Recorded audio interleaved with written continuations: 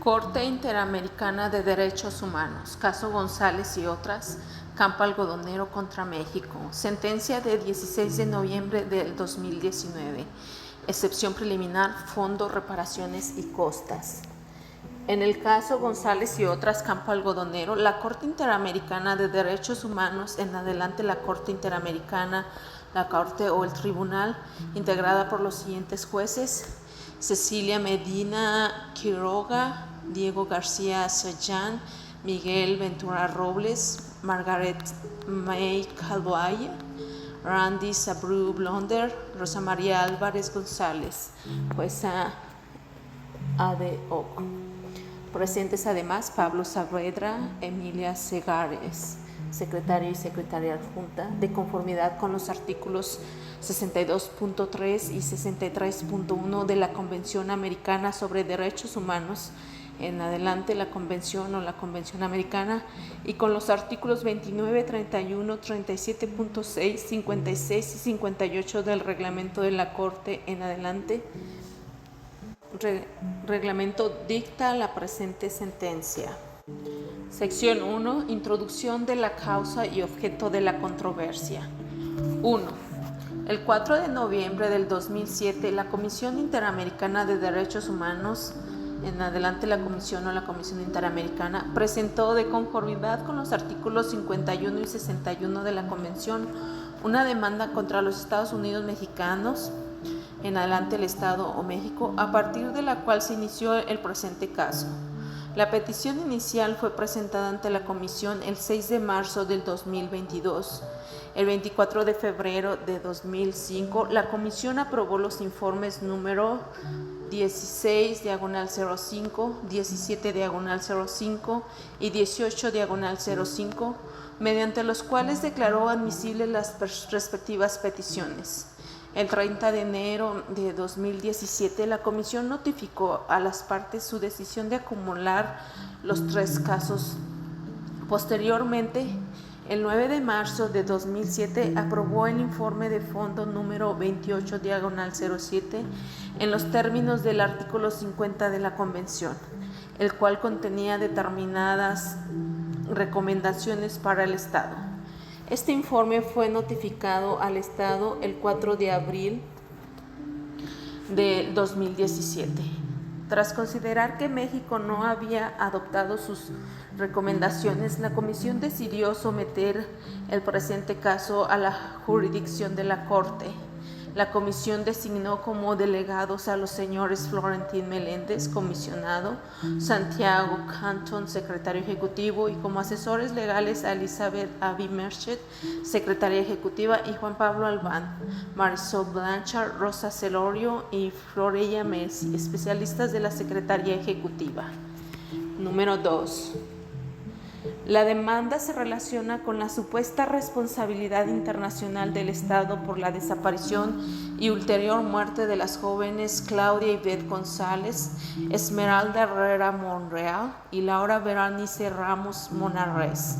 En adelante, las jóvenes González, Herrera y Ramos, cuyos cuerpos fueron encontrados en un campo algodonero de Ciudad Juárez el día 6 de noviembre del 2001. Se responsabiliza al Estado por la falta de medidas de protección a las víctimas, 2 de las cuales eran menores de edad, la falta de prevención de estos crímenes, pese al pleno conocimiento de la existencia de un patrón de violencia de género que había dejado centenares de mujeres y niñas asesinadas, la falta de respuesta de las autoridades frente a la desaparición, la falta de debida diligencia en la investigación de los asesinatos, así como la denegación de justicia y la falta de reparación adecuada. Número 3. La Comisión solicitó a la Corte que declare al Estado responsable por la violación de los derechos consagrados en los artículos 4, derecho a la vida; artículo 5, derecho a la integridad personal; artículo 8, garantías judiciales; artículo 19, derechos del niño; y artículo 25, protección judicial de la Convención en relación con las obligaciones establecidas en los artículos 1.1, obligación de respetar los derechos, y el artículo 2, deber de adoptar disposiciones de derecho interno de la misma, y el incumplimiento de las obligaciones que derivan del artículo 7 de la Convención para prevenir, sancionar y erradicar la violencia contra la mujer. En adelante, Convención Belém do Pará. La demanda fue notificada al Estado el 21 de diciembre del 2007 y en los representantes el 2 de enero de 2008. Número 4. El 23 de febrero del 2008, las organizaciones Asociación Nacional de Abogados Democráticos AC, Comité de América Latina y el Caribe para la Defensa de los Derechos de la Mujer, Red Ciudadana de No Violencia y por la Dignidad Humana y Centro para el Desarrollo Integral de la Mujer AC, representantes de las presuntas víctimas, en adelante los representantes, presentaron su escrito de solicitudes, argumentos y pruebas. En adelante, escrito de solicitudes y argumentos. Además de los alegatos presentados por la comisión, los representantes solicitaron ampliar el número de víctimas a 11 mujeres y que la Corte se pronuncie sobre la supuesta detención arbitraria, tortura y violaciones al debido proceso de 3 personas más. Adicionalmente a los artículos invocados por la comisión, los representantes solicitaron a la Corte que declare sobre el Estado es responsable por la violación de los derechos consagrados en los artículos 7, derecho a la libertad personal, y 11, derecho a la dignidad y a la honra de la Convención. Todos ellos en relación con las obligaciones generales que se derivan de los artículos 1.1 y 2 de la misma, así como el artículo 7 de la Convención Belém do Pará, en conexión con los artículos 8 y 9 del mismo instrumento. Además, solicitaron la violación del derecho consagrado en el artículo 5 de la Convención Americana, en perjuicio de las 3 presuntas víctimas identificadas por la Comisión. El número 5 es: el 26 de mayo de 2008, el Estado presentó su escrito de contestación de la demanda y observaciones al escrito de solicitudes y argumentos. En el adelante, contestación de la demanda. Dicho escrito cuestionó la competencia de la Corte para conocer sobre las presuntas violaciones a la Convención Belém do Pará. Adicionalmente, objetó la ampliación de las víctimas propuestas por los representantes y reconoció parcialmente su responsabilidad internacional. El Estado designó al señor Juan Manuel Gómez Robledo Verduzco como agente y a Patricia González Rodríguez, Joel Antonio Hernández, María Carmen Oñate, Alejandro Negrín Muñoz, Armando Vivanco Castellanos como agentes alternos. Número 6.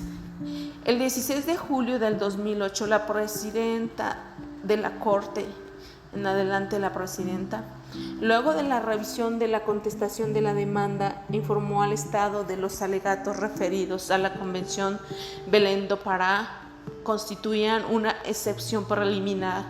En razón de ello, de conformidad con el artículo 37.4 del reglamento, otorgó a la Comisión y a los presentes un plazo de 30 días para presentar alegatos escritos. Dichos alegatos fueron presentados el 20 de agosto del 2008 y el 6 de septiembre del 2008 respectivamente. Sección 2. Campos algodoneros. Procedimiento ante la Corte. Número 7. El 21 de agosto del 2008, los representantes manifestaron su intención de pronunciarse sobre información relevante contenida en los anexos a la contestación de la demanda y de informar sobre el acontecimiento de hechos supervivientes. El 26 de agosto del 2008, la presidenta negó la solicitud de los representantes de pronunciarse en esta etapa procesal sobre los anexos a la contestación a la demanda, puesto que no argumentaron los motivos por los que debería aplicarse el artículo 39 del reglamento. En todo caso, la presidenta informó a los representantes que podrían hacer las alegaciones que estimaran pertinentes en el procedimiento oral o en sus alegatos finales escritos. Número 8. El 6 de septiembre del 2008, los representantes presentaron un escrito en el que inter alia, realizaron algunas consideraciones respecto a lo señalado por el Estado mexicano en su contestación a la demanda. El 9 de septiembre del 2008, la presidenta consideró que dicha sección del escrito no sería tomada en cuenta, puesto que su presentación no estaba prevista en el reglamento y no fue requerida. En todo caso, la presidenta informó a los representantes que podrían presentar las alegaciones que estimaran pertinentes en el procedimiento oral o en sus alegatos finales escritos. Número 9. El 19 de enero del 2009, la Corte negó mediante resolución la solicitud de ampliación de presuntas víctimas y determinó que las presuntas víctimas del presente caso serían Esmeralda Herrera Monreal y sus familiares, Irma Monreal Jaime, madre; Benigno Herrera Monreal, hermano; Adrián Herrera Monreal, hermano; Juan Antonio Herrera Monreal, hermano; Cecilia Herrera Monreal, hermana; Zulema Montijo, hermana; Eric Montijo, hermano; Juan Ballín Castro, cuñada; Claudia Ivette González y sus familiares; Irma Josefina González, madre; Mayela Lavanda González, hermana; Gemma Iris González, hermana; Carla Elizabeth González, sobrina; Jacqueline Hernández, sobrina; Carlos Hernández Llamas, cuñado; y Laura Berenice Ramos y sus familiares; Benita Monarres, madre; Claudia Ivonne Ramos Monarres, hermana; Daniel Ramos Monarres, hermanos; Ramón Antonio Aragón Monarres, hermano; Claudia Dayana Bermúdez, sobrina; Isela Arely Bermúdez Ramos, sobrina; Paola Alejandra Bermúdez Ramos, sobrina; Atsiri Geraldine Bermúdez Ramos, sobrina. Además, en dicha resolución se analizó la negativa del Estado de remitir determinada prueba solicitada por el tribunal. La Corte resolvió que los hechos que sean demostrables únicamente a través de prueba que el Estado se niegue a remitir, el tribunal los podrá tener por establecidos. Número 10. Mediante resolución de 18 de marzo del 2009, la presidenta ordenó la recepción a través de declaraciones rendidas ante fedatario público, affidavit, de algunos de los testimonios y peritajes ofrecidos oportunamente por las partes. Adicionalmente, se convocó a las partes a una audiencia privada para escuchar el testimonio ofrecido por el Estado de Patricia González Rodríguez, siempre y cuando ésta renunciara a su condición de agente alterna. Igualmente, se convocó a audiencia pública para escuchar las declaraciones propuestas según el caso por la Comisión, el Estado y sus representantes, así como los alegatos finales orales sobre la excepción preliminar y los eventuales fondos, reparaciones y costas. Finalmente, la presidenta fijó plazo hasta el 1 de junio del 2009 para que las partes presentaran sus respectivos escritos de alegatos finales. Número 11. Mediante resolución de 3 de abril del 2009, la Corte resolvió aceptar la confirmación de la señora Patricia González Rodríguez como agente alterna del Estado y por ende el desistimiento estatal del ofrecimiento de su declaración a título informativo en una audiencia privada. Supra párrafo 10. Número 12. La audiencia pública fue llevada a cabo el 28 y 29 de abril del 2009 durante el XXX1X, periodo extraordinario de sesiones celebrado en la ciudad de Santiago, República de Chile. 13. El 12 de junio del 2009, la Comisión y el Estado remitieron sus escritos de alegatos finales. El 16 de junio del 2009, los representantes remitieron su escrito respectivo. Número 14. El tribunal recibió escritos en calidad de amicus curiae de las siguientes personas, instituciones y organizaciones: International Reproductive and Sexual Health Law Program de la Facultad de Derecho de la Universidad de Toronto, IRSHL Program, y el Centro por la Justicia y el Derecho Internacional, Shield Track Impunity Always, y la Organización Mundial contra la Tortura, un grupo de becarios del Instituto de Investigaciones Jurídicas de la Universidad Nacional Autónoma de México, la UNAM, un grupo de derechos humanos de la División de Postgrado de la UNAM, Women's Links Worldwide, Red de Mujeres de Ciudad Juárez AC, Programa de Justicia Global y Derechos Humanos de la Universidad de los Andes, Programa de Derechos Humanos y la Maestría en Derechos Humanos de la Universidad Iberoamérica de México, Human Rights Watch, Horvis and Levy,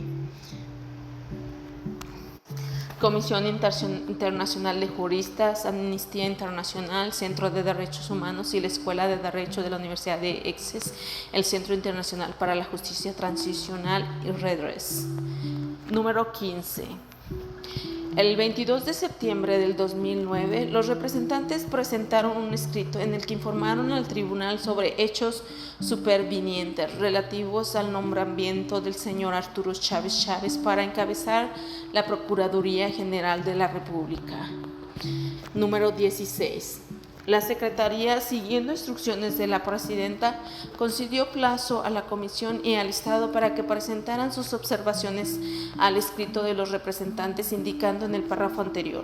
El 15 de octubre del 2009, la Comisión señaló que no tenían observaciones que formular. El 16 de octubre del 2009, el Estado expresó que los hechos expuestos por los representantes de ninguna manera guardan relación alguna con la litis del asunto ni aportan elemento alguno que la Corte pueda tomar en consideración para mejor resolver.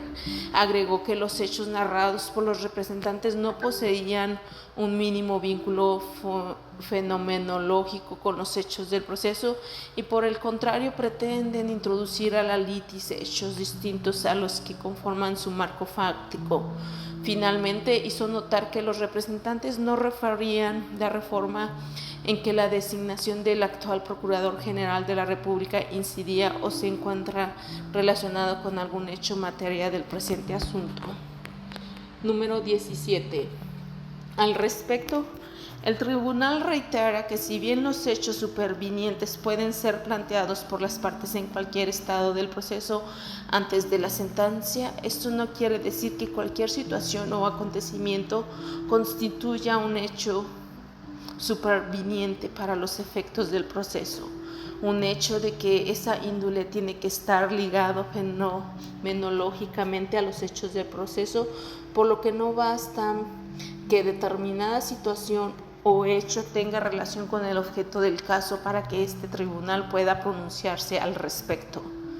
Número 18. De otra parte, la Corte resalta que en el presente caso su función es determinar, en ejercicio de su competencia contenciosa como Tribunal Internacional de Derechos Humanos, la responsabilidad del Estado por las violaciones alegadas y no la responsabilidad personal del señor Chávez Chávez u otros funcionarios públicos. Esa tarea es exclusiva del Estado, sin perjuicio de que este tribunal pueda verificar si aquel ha cumplido o no con las obligaciones que al respecto se derivan de la Convención Americana. Número 19. En razón de lo anterior, el tribunal no admite el escrito de los representantes señalado en el párrafo 15 supra y se limitará a analizar los alegatos de las partes relativos a la supuesta responsabilidad internacional del Estado. Sección 3. Campos algodoneros. Reconocimiento parcial de responsabilidad internacional. Número 20. El Estado realizó un reconocimiento parcial de responsabilidad internacional en los siguientes términos. El Estado reconoce que en la primera etapa de las investigaciones entre el 2001 y el 2003 se presentaron irregularidades. En la segunda etapa de las investigaciones de estos tres casos a partir del año 2004 se subsanaron plenamente las irregularidades, se reintegraron los expedientes y se reiniciaron las investigaciones con un sustento científico, incluso con componentes de apoyo internacional. El Estado reconoce que, derivado de las irregularidades antes referidas, se afectó la integridad psíquica y dignidad de los familiares de Claudia Ivette González, Esmeralda Herrera Monreal y Laura Berenice Ramos Munarrez.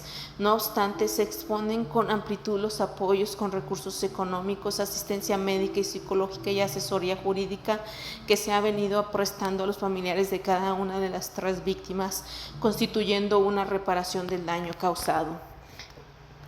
Sin embargo, el Estado estima que en esos 3 casos no puede alegarse en modo alguno la configuración de violación al derecho a la vida, a la integridad personal, a la dignidad y a la libertad personal de Esmeralda Herrera Monreal, Claudia Ivette González y Laura Berenice Ramos Munarrez. Por un lado, en ninguno de los 3 homicidios participaron agentes del Estado. Por otro lado, se presenta amplia información que demuestra el pleno cumplimiento de la obligación de medio del Estado a este respecto, incluso con los resultados contundentes de las investigaciones y casos resueltos entre 1993 y esta fecha. En el mismo sentido, el Estado ha emprendido acciones plenamente demostradas para proteger y promover los derechos de los niños, por lo que no se puede declarar violación al artículo 19 de la Convención Americana en perjuicio de las víctimas. En suma, el Estado no puede ser declarado responsable directa ni indirectamente de haber violado el derecho a la vida, integridad personal y libertad personal en el caso sub judice.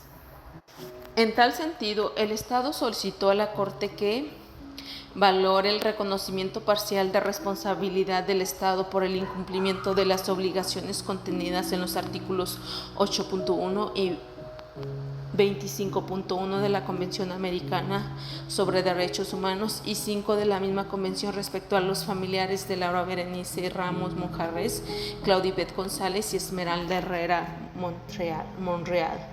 Declare la inexistencia de violaciones por parte del Estado mexicano a los artículos 4.1, 5.1, 7, 11 y 19 de la Convención Americana sobre Derechos Humanos por lo que se refiere a Claudia Ivette González, Esmeralda Herrera y Laura Berenice Ramos Munarrez. Declare que el Estado ha cumplido con las obligaciones de prevención, investigación y reparación contenidas en los artículos 4.1 y 5.1 en relación con el artículo 1.1 de la Convención Americana sobre los Derechos Humanos. En el evento de que fuese declarado algún tipo de reparación, solicitó que ésta se fije atendiendo a los límites y consideraciones hechos valer por el Estado, así como que se reconozcan los esfuerzos realizados por el Estado mexicano para reparar a los familiares de las víctimas, incluso desde antes de que dicho proceso iniciara, y los múltiples acercamientos con los mismos para acordar una reparación adicional. Número 22. La Comisión valoró el reconocimiento parcial de responsabilidad internacional efectuado por México, pues consideró que este era un paso positivo hacia el cumplimiento con sus obligaciones internacionales. No obstante, sin desestimar el valor y la trascendencia de dicho reconocimiento, la Comisión notó que el mismo deriva de una interpretación de los hechos diversa a la planeada de la demanda y en el escrito de solicitudes, argumentos y pruebas. Agregó que varios de los argumentos expuestos por el Estado en el propio escrito de contestación a la demanda controvierten los hechos supuestamente reconocidos. Asimismo, observó que por los términos del reconocimiento en cuestión, las implicaciones jurídicas en relación con los hechos no han sido totalmente asumidas por el Estado y tampoco la pertinencia de las reparaciones solicitadas por las partes. En consecuencia, la Comisión consideró que era indispensable que el tribunal resuelva en sentencia las cuestiones que permanecen en contención. Los representantes solicitaron, este es el párrafo 23, los representantes solicitaron que se tome en consideración el reconocimiento de responsabilidad hecho por el Estado en su justa dimensión y que la Corte se pronuncie como las violaciones a los derechos humanos de las víctimas ocurridas desde el día de su desaparición hasta la fecha. Número 24. De conformidad con los artículos 53.2 y 55 del reglamento y en ejercicio de sus poderes de tutela judicial internacional de los derechos humanos, la Corte puede determinar si un reconocimiento de responsabilidad internacional efectuado por un Estado demandado ofrece base suficiente en los términos de la Convención para continuar el reconocimiento del fondo y determinar las eventuales reparaciones y costas. Número 25. En este sentido, la Corte observa que la frase «la procedencia del allanamiento», así como el texto íntegro del artículo 55 del reglamento, indica que estos actos no son por sí mismos vinculantes para el tribunal, dado que los procedentes ante esta Corte se refieren a la tutela de los derechos humanos, cuestión de orden público internacional que trasciende la voluntad de las partes. La Corte debe velar porque tales actos resulten aceptables para los fines que busca cumplir el sistema interamericano. En esta tarea, el tribunal no se limita únicamente a verificar las condiciones formales de los mencionados actos, sino que los debe confrontar con la naturaleza y gravedad de las violaciones alegadas, las exigencias e intereses de la justicia, las circunstancias particulares del caso concreto y la actitud y posición de las partes. Número 26. En el presente caso, la Corte considera que el reconocimiento parcial de responsabilidad efectuado por el Estado constituye una contribución positiva al desarrollo de este proceso, al buen despacho de la jurisdicción interamericana sobre derechos humanos, a la vigencia de los principios que inspiran la Convención Americana y a la conducta a la que están obligados los estados de esta materia, en virtud de los compromisos que asumen como partes en los instrumentos internacionales sobre derechos humanos. Número 27. En lo que se refiere a los hechos, la Corte observa que el Estado admitió en términos generales los hechos de contexto relativos a la violencia contra las mujeres en Ciudad Juárez, particularmente los homicidios que se han registrado desde el inicio de los años 90, así como los hechos referentes a lo que el Estado denomina primera etapa de las investigaciones de los crímenes perpetrados en contra de las tres víctimas, que abarca el periodo 2001 a 2003. Además, México aceptó los hechos relativos a la afectación de la integridad psíquica y dignidad de los familiares de las tres víctimas. Número 28. Sin perjuicio de lo anterior, el tribunal nota que si bien el Estado aceptó en términos generales dichos hechos, en su argumentación posterior relativa al fondo del asunto controvirtió hechos específicos de contexto o de la primera etapa de las investigaciones. Por ello, la Corte determinará en los siguientes capítulos todo el marco fáctico de este caso y hará las especificaciones correspondientes cuando un hecho se toma como establecido, con base en la aceptación del Estado o como probado de acuerdo a la evidencia aportada por las partes. Número 29. En lo que se refiere a las pretensiones de derecho, el tribunal declara que ha cesado la controversia sobre la violación de los artículos 5.1, 8.1, 25.1 de la Convención Americana, en perjuicio de los familiares de las víctimas identificados subpárrafo 9, por las violaciones aceptadas por el Estado en la primera etapa de las investigaciones. De otra parte, declara que subsiste la controversia en torno a las alegadas violaciones de los artículos 4, 5, 7, 11 y 19 de la Convención Americana en relación con los artículos 1.1 y 2 de la misma y el artículo 7 de la Convención Belém do Pará.